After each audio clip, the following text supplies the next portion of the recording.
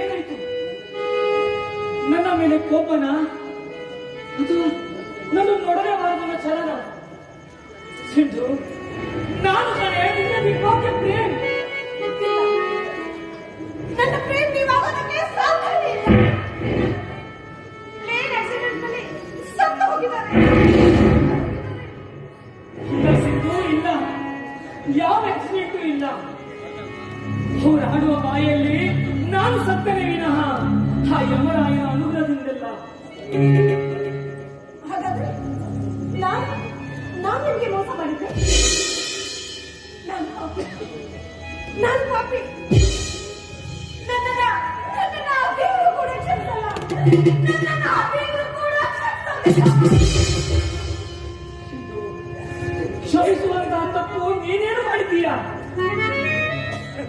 ಕಂಗು ನಡೆದ ವಿಷಯವನ್ನೆಲ್ಲ ನನಗೆ ತಿಳಿಸಿದ್ದಾನೆ. ಎಲ್ಲ ವಿಧಿಯಲ್ಲಿದೆ. ಜೊತೆಯಲ್ಲಿದ್ದ ದುಷ್ಟ ಜನರೊಟ್ಟಿನ ಮೋಸದ ಬಲೆ ನಮ್ಮ ಪ್ರೀತಿನ ಬರಿ ತೆಗೆದುಕೊಂಡು ಬಿಟ್ಟಿದ್ದು. ಬರಿ ತೆಗೆದುಕೊಂಡು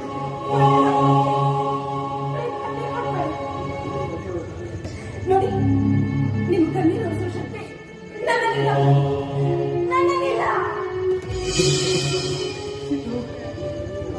ಈ ಕಣ್ಣೀರು ನಿಲ್ಲಬೇಕೆಂಬ ಆಸೆ ನಿನಗಿದ್ದರೆ ನೀನು ನನ್ನನ್ನ ಸಂಪೂರ್ಣವಾಗಿ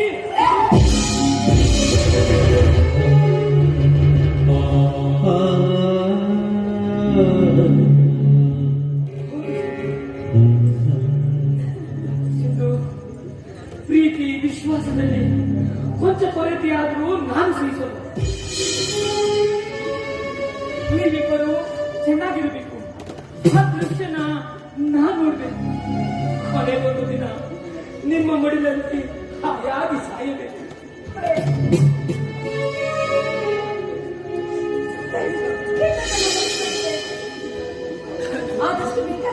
ಆದಷ್ಟು ಬೇಗ ನೀವು ಒಂದು ಒಳ್ಳೆ ಹುಡುಗಿ ನೋಡಿ ಮದುವೆ ಮಾಡ್ಕೊಳ್ಳಿ.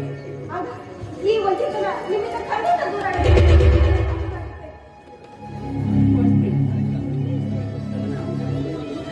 ಒಂಟಿ.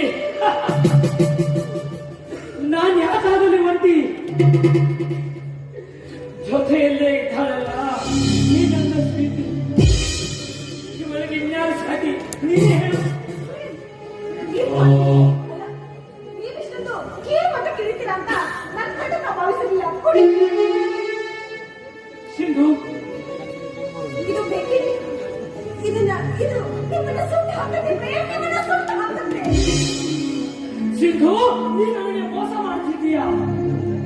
ನನ್ನ ಹೃದಯ ರಾಣಿನ ನನ್ನಿಂದ ದೂರ ಮಾಡ್ತಿದ್ದೀಯಾ? ಮೊದಲು ನನ್ನ ಹೃದಯ ರಾಣ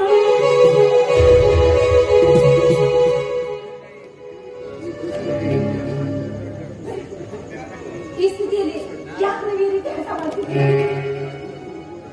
ನೀವು ಈ ರೀತಿ ಒಳ್ಳೆ ಆದಷ್ಟು ಚಿಂತೆ ಇದೆ. ನಿಮ್ಮ ಆರೋಗ್ಯ ಹಾಳಾಗುತ್ತದೆ. ಮನೆ ಹೋಗೋಣ.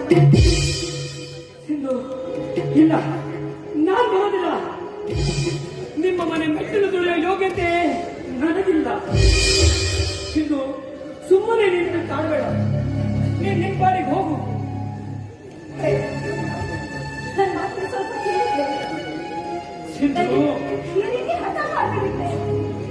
ಸಿಂಧು, ನೀನೇನೇ ಹೇಳಿದರು ಹೇಳುವ ಸ್ಥಿತಿಯಲ್ಲಿ ನಾನಿಲ್ಲ. ಸುಮ್ಮನೆ ನಿನ್ನ ಮನೆಗೆ ಹೋಗು.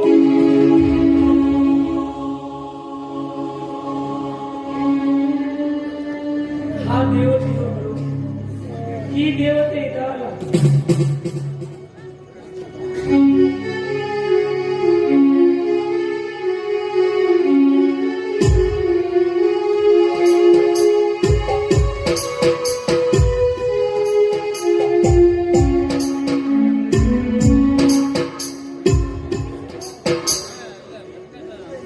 ನನಗೆ ಮೋಸ ಮಾಡಿ ನನ್ನ ಪ್ರೀತಿ ಪ್ರೇಮನ ಕಿತ್ಕೊಂಡಿರೋ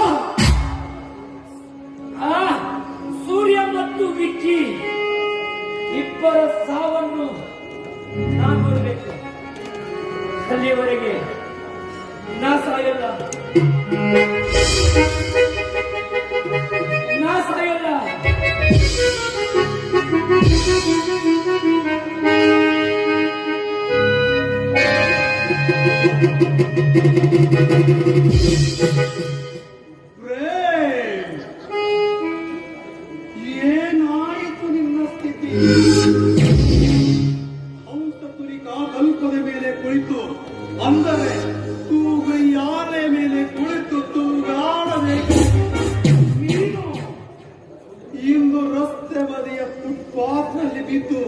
ನಿದ್ರಿಸುವಂತಾಯ್ತಲ್ಲ. ಇದಕ್ಕೆಲ್ಲ ಕಾರಣ ಯಾರು? ಇದಕ್ಕೆಲ್ಲ ಕಾರಣ ಯಾರು?